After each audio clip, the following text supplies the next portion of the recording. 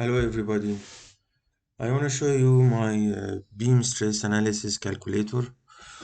This is developed by the program Wolfram Mathematica, and the language is the Wolfram language. This is the input part which is made for the user, and the results will appear here. So this is a finite element solver, and it has so many options. Like this end support can be, we can choose one of these fixed, free, fixed, hinged, and the other side also. We have an option to introduce a middle support, and the location of that middle support can be identified from here. This is a relative distance from 0 to 1 along the beam length. And of course, the beam properties, the moment of inertia, beam length, beam height, and cross section, and the minimum yield stress. And we have the load. We have an option to enter a concentrated force as long as the weight per meter, and that weight per meter can include also any distributed forces.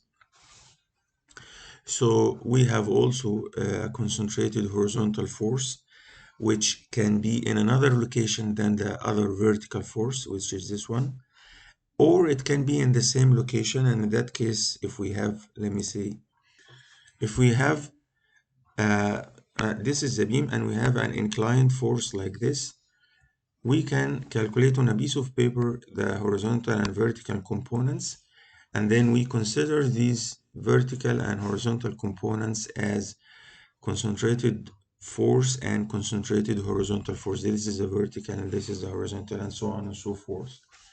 Another option is a concentrated moment. We sometimes need this also in cases where, let me tell you, for example, if we have like a pipeline lifted above surface and we need to install something here, maybe a plim, maybe something else, I don't know, and that plim has center of gravity here, which is away from the pipeline, and in that case this force should be here with a moment like this, and that moment of course equals the force multiplied by this R, and so on and so forth. So these are all the options, which is good enough to make it a multi-purpose program. For example, we can use it for free span. Let's check, for example, if we have a fixed pipeline and the free span could be, let's make it maybe 35 meters or something, maybe. And the moment of inertia, let us identify it by centimeter to the power of 4. And so the weight per meter is, let's say, 160 kilogram per meter. And let's check this configuration, evaluate notebook, and wait for the program to give us the results. It's running, as you can see here, and the longer the beam, the more we have elements, the more time the computer takes to calculate it. It takes a few seconds, and by the way, my computer is 2.1 gigahertz. Now the results is here. It's unsafe, and the unity check is above 100%, which means it's not safe. And in that case, we can make some changes here in the inputs, like we can change the material. Let us say the material could be X60 or maybe 45 megapascal yield stress, and make a check again on that one, evaluate notebook, and wait for the results. Bear with me because it takes time. As I said, this is a finite element solver, so still unsafe. In that case, we could see if we have a free span with the 35 meters is too big. What if it is 30 meter or something? Evaluate again. 30 meters means how many elements? I think 30 elements. Okay, safe. So this is one of the applications we can use a free span. We can use it also for lifting the pipeline for the single point lifting. Let me explain what I mean.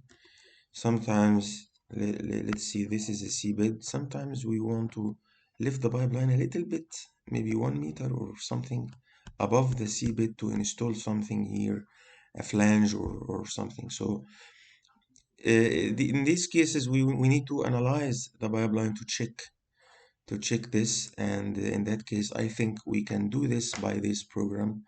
What we can do is we can make it, let's see, fixed, free from this side,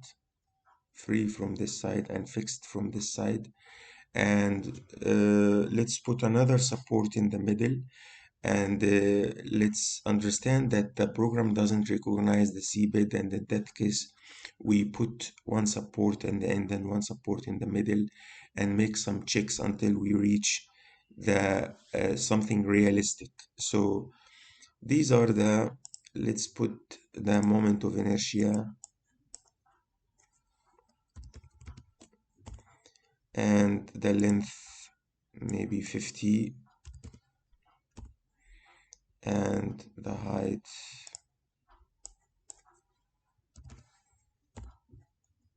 okay, and the concentrated force is gonna be not negative, it's gonna be positive because we need to lift up, which means let's put it, let's say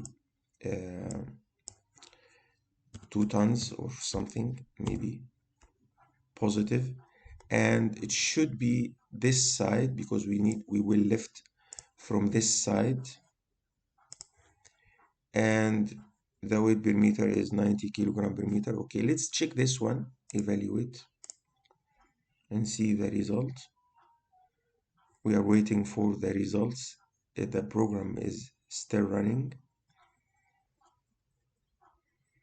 Okay, I have cut the time because I don't want to waste your time.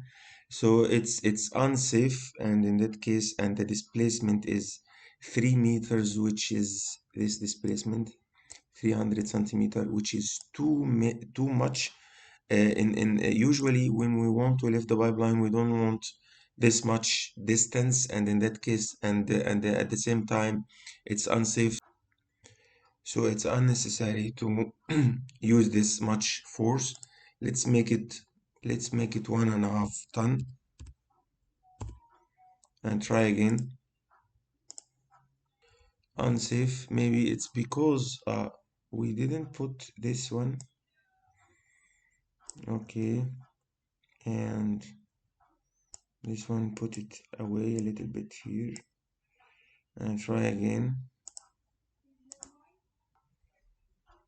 Okay, so it's safe to lift the pipeline by 1.5 ton, and I can see that also the pipeline is not penetrating the soil, which is okay. Let's look at the displacement by centimeters, starting from the middle support. A little bit penetration here, which means 0.1 millimeter, which is okay. That means our calculations is fine. The maximum displacement is 2.2 meters, and at the same time it's safe to lift it. So this is one of the purposes we can use this program, and we can use it more in supports or for anything, for day-to-day activities, instead of using more sophisticated programs. So I hope it's useful video, and see you later. Bye bye.